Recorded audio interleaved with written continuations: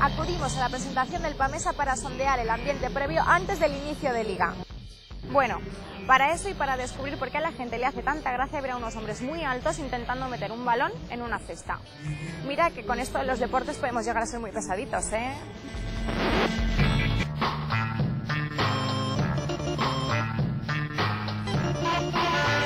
Dime, ¿qué es lo que vas a hacer aquí una vez estés dentro?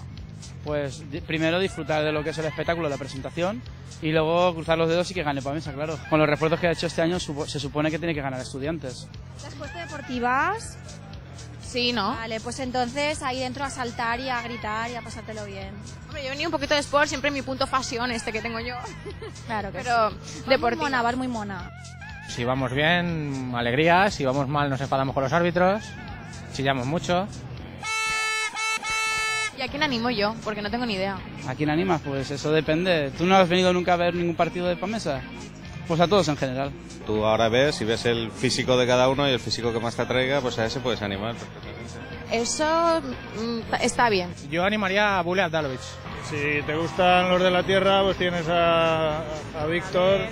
Si te gustan los negritos marchosos, tienes a Williams. Me voy a quedar de momento con el negrito marchoso. Tú al PAMESA, por favor, porque como... Eso era obvio. Eso como ni me están los te tiran. Y a Víctor Claver, que es de aquí, hay que apoyarlo también. Pues coger una bandera o poner una bufanda y gritar ¡PAMESA!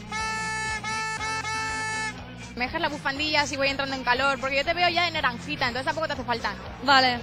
Es que voy un poco de gris. Voy a darle un poquito de color al asunto. El baloncesto siempre es mucho más entretenido que el fútbol, ¿Sí? ¿Seguro?